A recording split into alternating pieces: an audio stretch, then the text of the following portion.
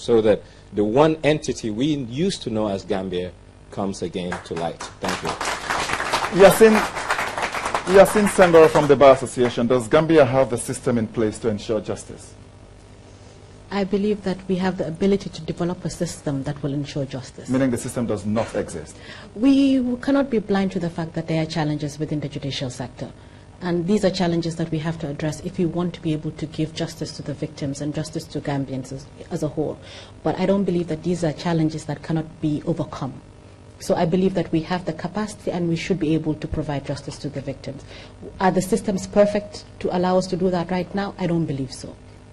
Well, if I may come in here, yes, this happens to be one of the areas that the United Nations, working with other partners, want to come in to work in a judicial sector reform.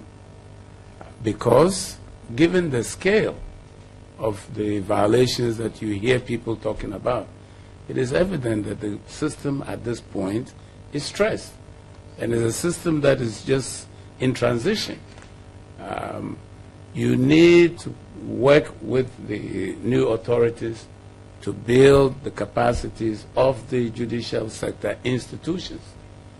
Then when you get to that point when accountability has to be ensured, you have systems that can work efficiently, effectively, and according to due process of law.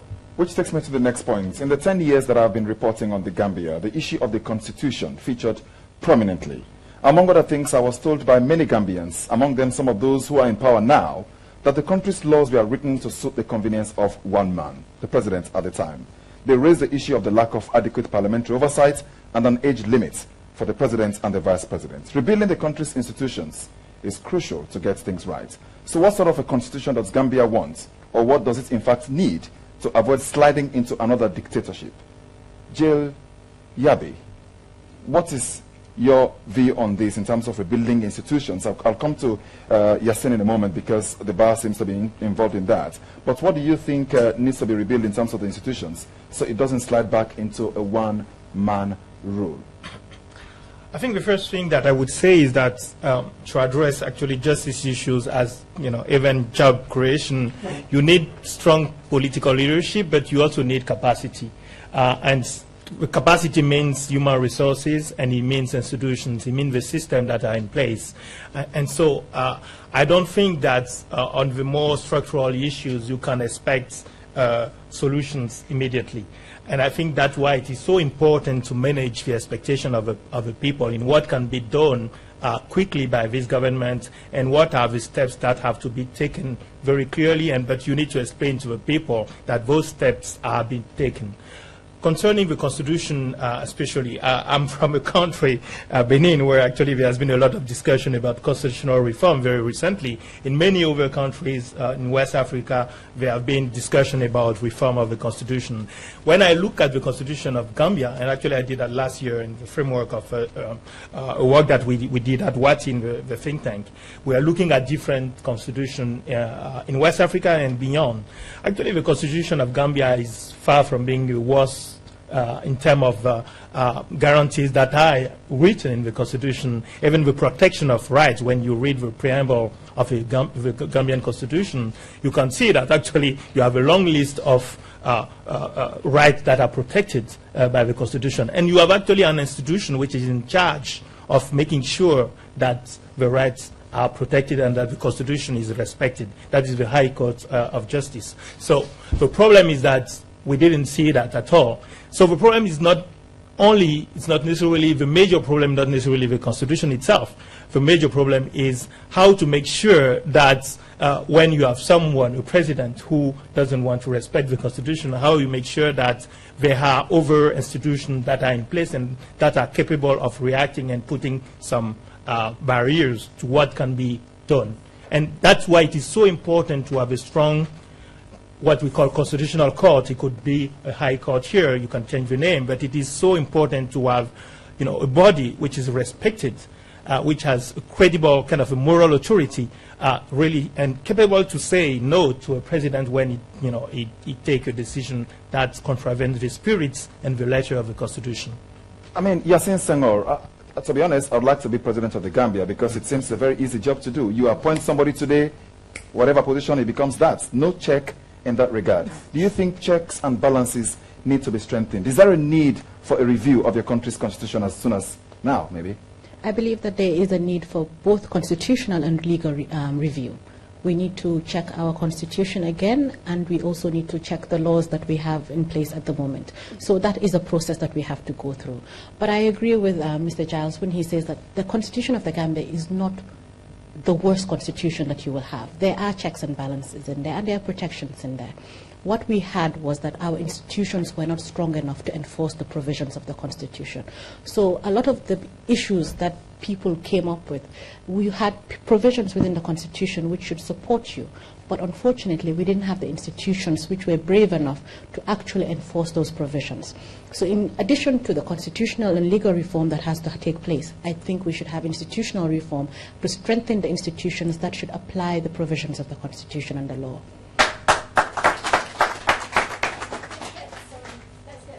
To that. Do people here feel they have faith in the system as it stands in the Constitution? Yes, sir. Stand up if you would and give us your name. My name is Suma W. Jadama. I am a journalist and at the same time a student. Currently, the most important thing here is, like other previous speakers have said it, patience is very important. And as a citizen, our role, we need to play the role of a complementary role towards helping the system that we voted for. We cannot just vote for a change and relax in our roles in helping the system to grow. So Gambians have a responsibility themselves to support the system. We have both a moral and civic responsibility in helping the system to at least execute it, its function, to a level that we are all yearning for. So patience here is very important. Like during the period of 22 years, a lot of crazy things has happened, like from the side of the government, and that government has enabled us, who reside in our current society. In order to fish those enablers out, we need what we call patience, so that the institutions can function effectively towards realizing the justice that we are yearning for. So everyone's got their role to play. Yeah. Yes, sir.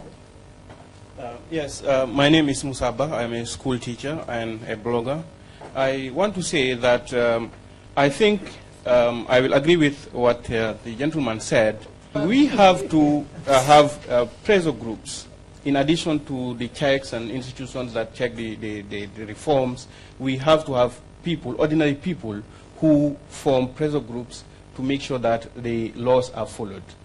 Yes, sir, you wanted to say something. I just want to start, first of all, Pastor Forbes, saying thank you, Dr. Chambers. I mean, I think the greater bulk of us know you did a lot to give us what we have. So I want to go on record as saying that. Secondly, in piggybacking on what Nyang said and the gentleman behind, we can get involved, but people lose their zeal if they keep telling you that a particular appointment is above an age that's written in the Constitution, and we seem to think you don't listen.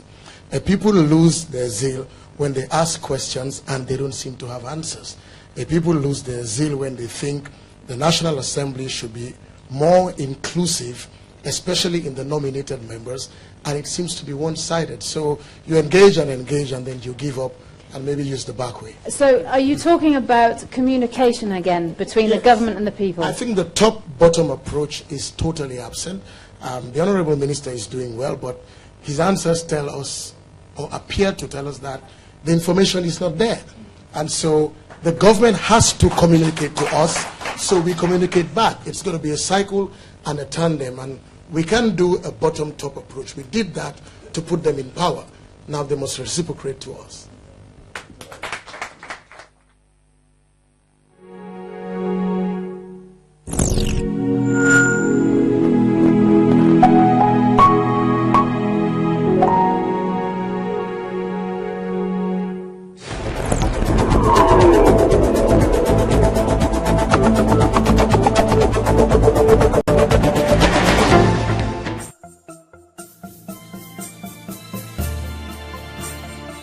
Hello there and welcome to the news at 10. First, our top stories. Ministers from across West Africa validate the Banjul Plan of Action, seeking to prevent statelessness in the sub-region. The Ministry of the Interior issues a warning to private security companies operating without valid license. Brazil may be crowned champions of beach soccer, but Ugandans are catching up fast in the game. 2 million barrels of crude oil from Iraq is bound for Egypt under a new bilateral agreement between the two countries.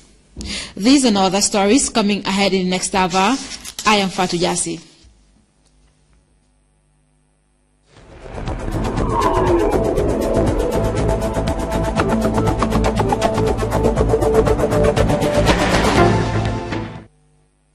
Thank you for joining us. Ministers representing 15 West African states, joined by high-profile dignitaries, Tuesday validated and adopted the Banjul Plan of Action, seeking to protect stateless people. Eshan Silva reports. Dignitaries attending the Regional Ministerial Conference have expressed strong political will to end statelessness in the continent. This as they agreed to implement the National Action Plan on Statelessness 2017 to 2024. UNICEF is fully committed to supporting countries in their efforts to reach the Sustainable Development Goal, including its target 16.9, that aims by 2030 at providing legal identity for all, including birth registration. Gambia, as the host country, has taken the lead with its Vice President pointing out government's resolve to promote inclusion of stateless people in society. We are committed to renew our commitment to join you all today in implementing the recommendations of the conference in order to strengthen our commitment, which we had made during the first conference and the roundtable meeting that was held on human rights community, including ECOWAS Court of Justice, the African Court for Human Rights. She went on to recommend an all-inclusive document to emerge from the conference, which she believed can end what she called a menace to humanity. This conference must therefore build on the momentum of strong sub-regional, continental, and international commitment to address the root causes of statelessness, not the symptomatic. Further emphasizing government's firm stance to lead the advocacy to end statelessness in West Africa, the Interior Minister Maifati disclosed government's plans to come up with the necessary legal provisions. We will harmonize our policies, the best international practice. We will legislate if necessary. We will implement policies that are required in order to integrate and give every citizen of West Africa, every community citizen of West Africa, a sense of belonging. The Banjul National Plan of Action for 2017 to 24 is a 19-page document containing 6 main objectives, highlighting key points which ECOWAS member states are obliged to adhere to.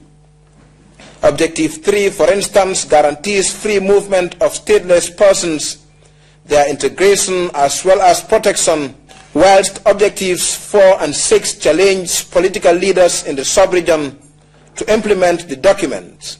I wish to urge this august meeting to seize this opportunity and adopt this all-important document, and to commit to ensure its successful implementation so that the region can effectively address many cross-cutting threats to peace and security related to statelessness. In a region that is so profoundly shaped by human mobility as this one, both historically and today, protecting populations on the move from becoming stateless is of crucial importance. Gambia, as a key member, is said to have already implemented some of the main points, such as Objective 4, which also emphasized the need to sensitize people on statelessness.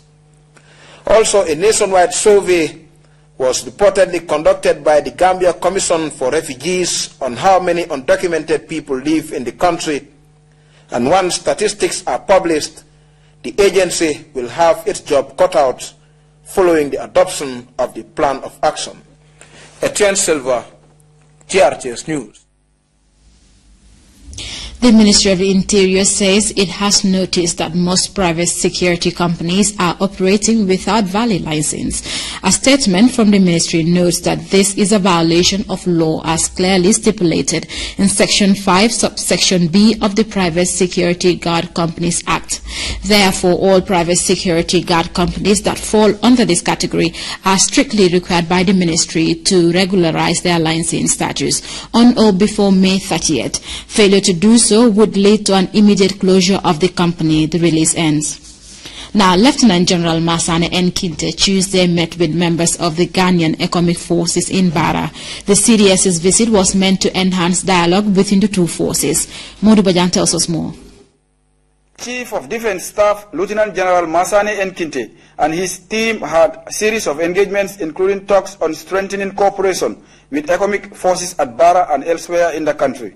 We've just witnessed the interaction you have with the CDS today concerning his nationwide tour. Given that this is his first port of call, how important is the CDS's visit to the economic forces? It's a real privilege to have the CDS as visiting us as the first leg of his tour. It means that we are also being recognized as part of Gambian forces, for which we are proud of, and we very, very appreciate of the CDS visits to us. The military officials dilated on the essence of ensuring that peace and stability prevails in the country. Your former president and your current president, they have all been very passionate about ensuring that the economic mandate that was to guarantee peace and stability in the Gambia and allow the government to function and discharge services to the population of this country is pretty much upheld.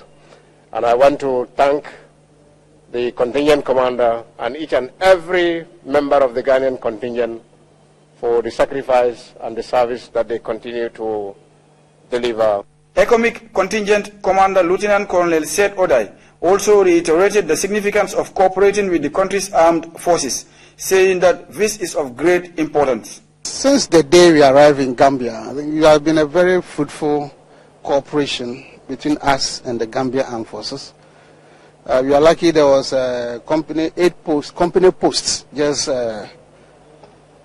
close by, so we had that smooth liaison with their forces, and also the CEO at Farafeni have been very cooperative, and we'll be operating together on joint patrols, joint duties, and anything that you require.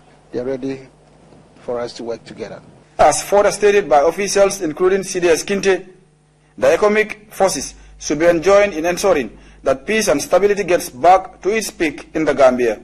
The performance of the troops, the comportment of members of your detachment, and the interaction that I just shortly had with your CEO and the operations officer have been very impressive.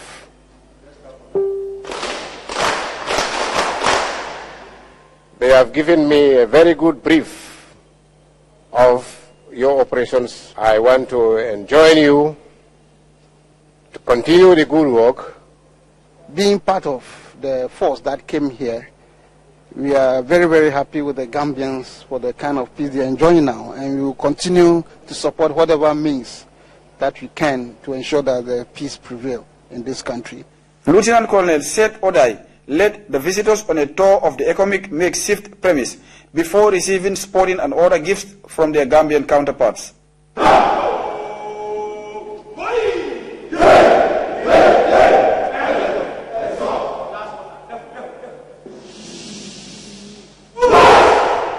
Modu Bajan reporting for GRTS News. State attorneys continue to usher more witnesses in the criminal trial against 9 former intelligence chiefs facing a 12-count indictment for murder, conspiracy and assault at the High Court.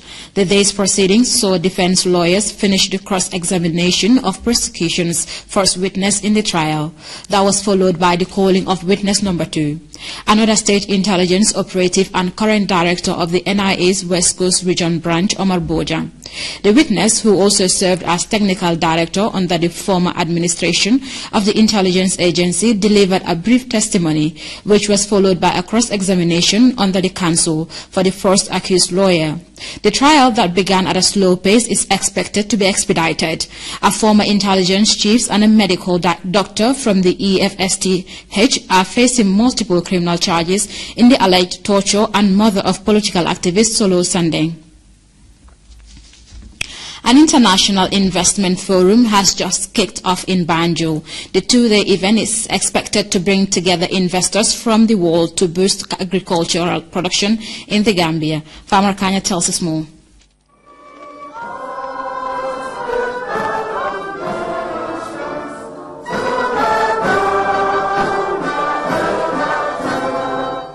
The Gambia is hosting the International Agriculture Investment Forum, bringing together local and international investors in the agricultural sector for the first time.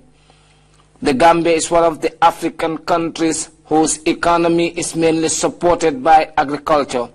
This first ever forum is a turning point for farming in the Gambia, creating a balanced system for farmers and investors. The Ministry of Trade, in collaboration with the Ministry of Agriculture through the Gambia Investment and Export Promotion Agency and the Central Project Coordinating Unit, has some solid reform plans for farmers and investors. This is the new Gambia, and we think that with the new governance environment and political goodwill that we have, we should all take advantage to take agriculture higher, and in the process make sure that the smallholder is not left behind. This is welcomed by the government. The Minister of Trade, Dr. Aissatou Toure, said the gathering enabled investors to interact and come up with productive economic outcomes for the new Gambia. My ministry will continue to facilitate and support sectoral partnerships for synergy and the pursuit of enhanced trade and development. We shall work hand in gloves with all sectors of the economy to address trade-related challenges to spur wider investment and growth in our national economy, taking cue from this forum. Agriculture is one of the most well-funded government sectors. For decades, the sector has been receiving projects worth millions of dollars to assist farmers, especially those in rural communities. However, many farmers still remain economically disadvantaged. This new government should link onto the interest rates, like in Senegal or other countries, when it comes to financing agriculture. No agricultural investor,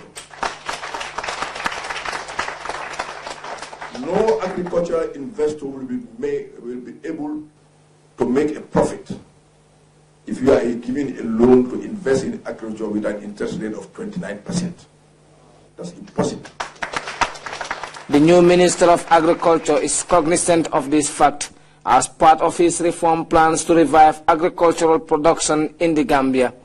As most Gambians are employed in agriculture, the new government has a series of reform plans, one of which is to connect the Gambia to the wider world, promoting cross-cutting developments in all sectors, especially agriculture. Reporting for DRTS News, I am Famarakani. Over now to another press release. The Ministry of Transport informs the general public that, with immediate effect, normal traffic is allowed to pass without restriction or discrimination under the Arch 22nd, now renamed Banjul Arch. A media release from the Ministry, however, excludes trucks or all types of buses with more than 3 axles from this directive. Truck drivers are all to continue to use the Bond Road to Banjul, and bus drivers entering Banjul can use the Boxbar Road. All drivers are strictly ordered to comply and to observe standard speed limit, as police and other law enforcement bodies will be at the arch to ensure that adherence to this notice is maintained at all times. The release ends. The Gambia is hosting a youth conference on peace building. The 2-day seminar is organized by UNESCO. Fatou Janimbai tells us more. UNESCO and partners hold the belief that war begins in the minds of men, and it is the minds of men that the defenses of peace must be constructed. The statement became the major highlight as UNESCO hosts a regional conference with the theme Youth, Peace Building and Regional Solidarity, Lessons from Africa. The forum attracted hundreds of youths from across the continent to discuss the role of young people in peace building in Africa. As most of you know, Gambia is the birthplace of the African Charter on Human and People's Rights, the first holistic instrument protecting human rights in Africa. The conference chose the Gambia to learn from the maturity showed by youths during the recent post-election political standoff. UNESCO said it is that maturity on the side of the Gambian youth that breeds the peace the nation is enjoying today. Youth have been and still are at the forefront of the struggles for democracy and development, as we have seen in so many places, from Tunisia, where an even much older dictatorship was uprooted. Most of the participants in this forum are youth leaders, journalists, activists and musicians who in their own ways play key roles in the promotion of peace, democracy and good governance in their respective countries, and by extension in Africa. Among them is Malal Talafou Maladi of Senegal and Ismaila Doucouré of Mali. I want to sincerely thank you for taking your time and for believing in the young, and also to ensure that they are not only backbenchers, or they are not only seen as people who should be referred to in the document, and when it comes to implementation, they evaporate. The UNESCO Youth Conference was also meant to promote Article 19, which advocates for freedom of the press. The two-day regional seminar was also graced by Nancy Nyang, Permanent Secretary at the Office of the Vice President. Madam Nyang said the Gambia, under the new government, would respect the rule of law and freedom of the press. I understand that the role of the youth in the democratic transition of Africa, the part to be played by youth movements after democratic transition and post-conflict, as well as the future of youth development in Africa, will be examined in depth in the next 2 days. Participating youths are already thrilled with the initiative. I said programs like this, I think, are some of the things that will help us realize ourselves as Africans, realize ourselves as Gambians, know our responsibilities, and then reshape those responsibilities into constructive action plans that would get towards our development. The message is youth should choose peace and never allow society to use them as tools to propagate violence. Reporting for GRTS News, I am Fatou Janembai. China's Ministry of Forestry says China is committed to combating the illegal trading of wildlife. This comes at a time much blame is being placed on Chinese businesses for engaging in the trade in Africa. Rahibita reports. The Deputy Director General of Wildlife Conservation and Natural Resource Management of SFA has said that China now pays key attention to combating illegal wildlife trade. Mr. Wang said this during a press conference with African journalists by the Chinese Forestry Ministry officials. China has established legislative framework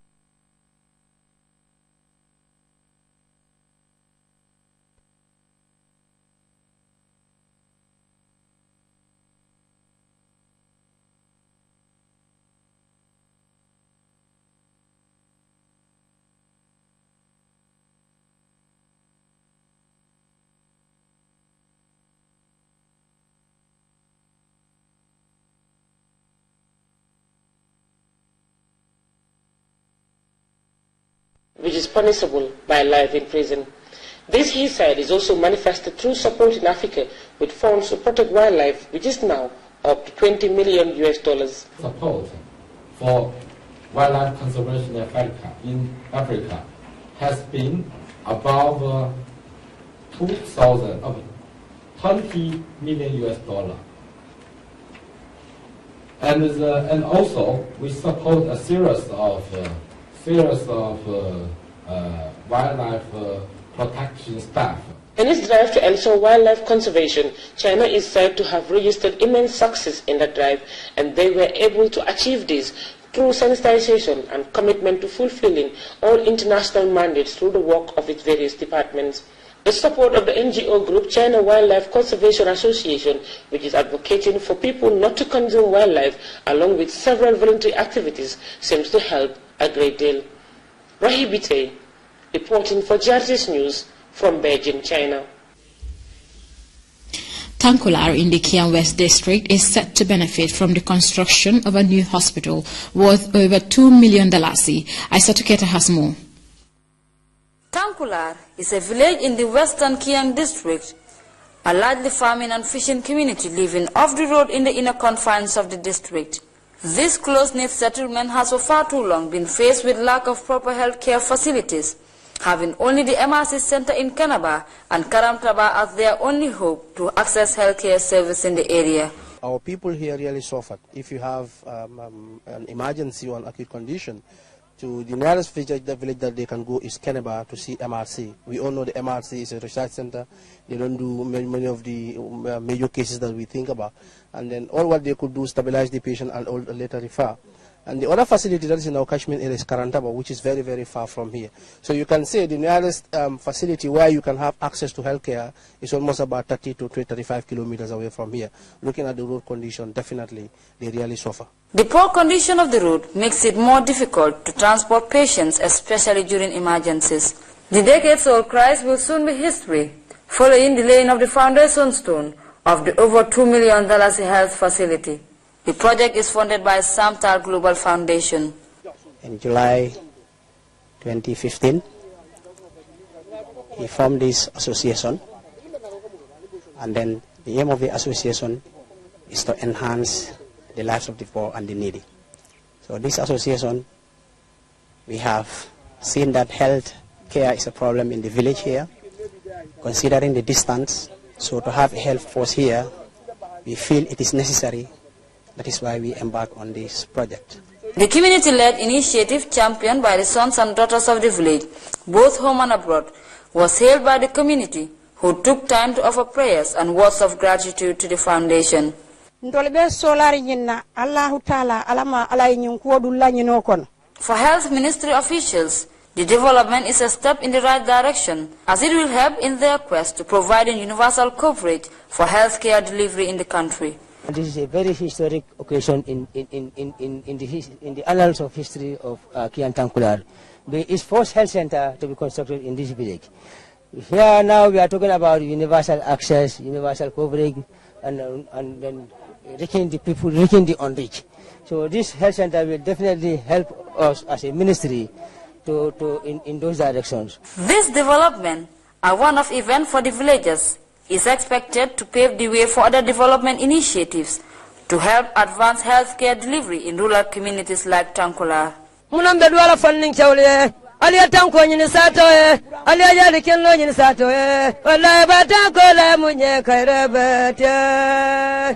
GRTS News, I am Aissatou Keita.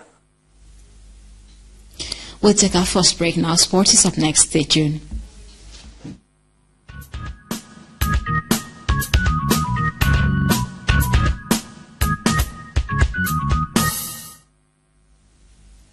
Welcome back. In sports, Brazil are crowned the world beach soccer champions.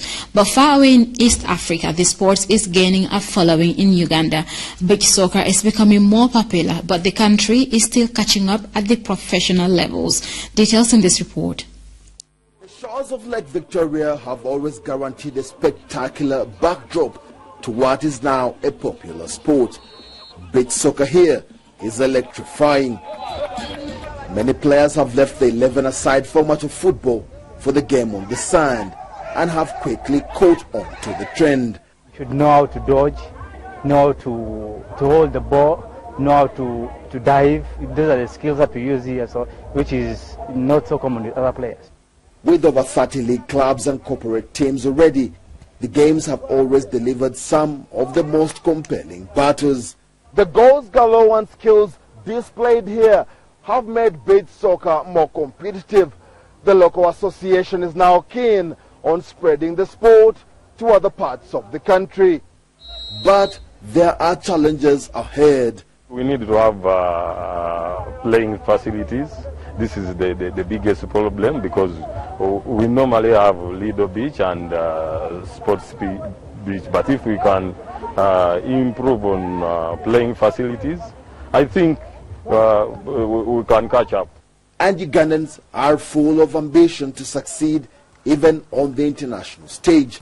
After falling behind Kenya and Tanzania in regional rankings, Uganda is determined to kick its way back up.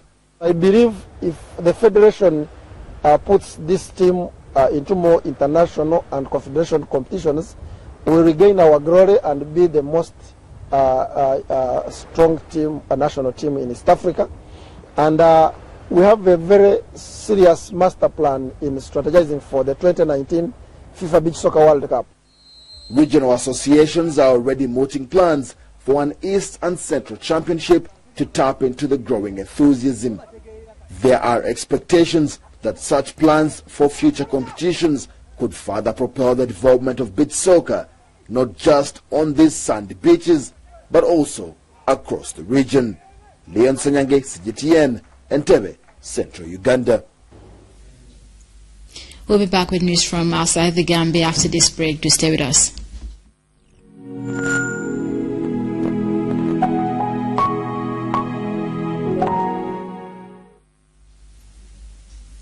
Welcome back. Iraq has started to load a tanker with 2 million barrels of crude oil bound for Egypt. It is the first delivery under the bilateral agreement signed between the two countries last month. Now the one-year deal will see Iraq deliver 12 million barrels of crude oil to Egypt. CGTN Siasa Hakim has more. Egypt imports more than 1.8 million tons of oil per month.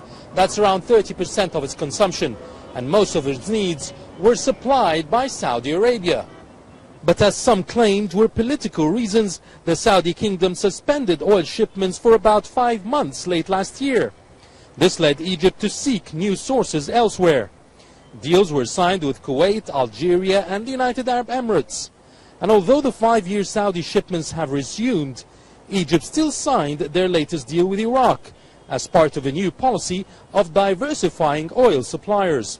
The one-year deal of 12 million barrels is seen as the beginning of long-term economic cooperation between Cairo and Baghdad. The two sides are also reviewing a long-term project with Jordan. They are aiming to construct pipelines to connect the three countries and guarantee permanent oil supplies for Egypt. Yas Hakim for CGTN, Cairo. From that, we join the Central Forecast Office for the day's weather outlook.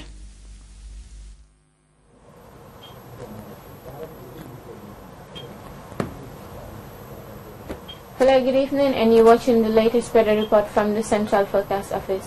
First, we start with the summary of the day's weather. It was warm and sunny throughout the day. To the satellite image, which shows current weather conditions in Africa, convective clouds over Gulf of Guinea and central part of Africa, causing lightning, thunderstorm, and rainy activities over these affected areas. Tonight, fairly warm and partly cloudy conditions are expected over the coastal area, whereas the inland will be warm. Tomorrow, mild with partly cloudy conditions are expected in the morning, becoming warm and sunny with slightly hazy conditions throughout the country. Surface wind flow will vary between southwesterly and westerly in direction, with speed ranging from 10 to 35 kilometers per hour. Minimum temperatures expected across the country will be 21 degrees Celsius over Greater Banjul, West Coast and Lower River Region, 20 over North Bank, 22 over Central River Region, and 23 over Upper River Region. Maximum temperatures expected will be 35 degrees Celsius over Greater Banjul, 41 over West Coast, Lower River Region, and North Bank, 42 degrees Celsius over Central River Region, and 43 over Upper River Region. For those going to sea, low tide will be 0.2 meters at 4 a.m. and 0.3 meters at 4 p.m. High tide will be 1.6 meters at 10 a.m. and at 10 p.m. Waves will be 1 to 2 meters northwesterly swells. The sun will rise at 6:38 and will set at 19:25. That's all for the forecast, and I'm your presenter, Awa Jawa. Good night. And with that, we come to the end of the news. But before we take leave of you, a recap of the day's main stories.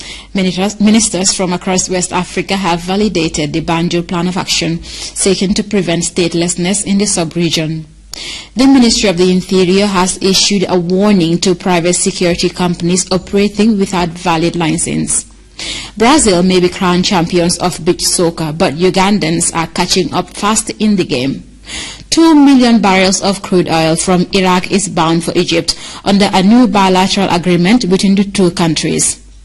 Well, that was all in this edition of the news. Thanks for the pleasure of your company, and do stay with GRTS.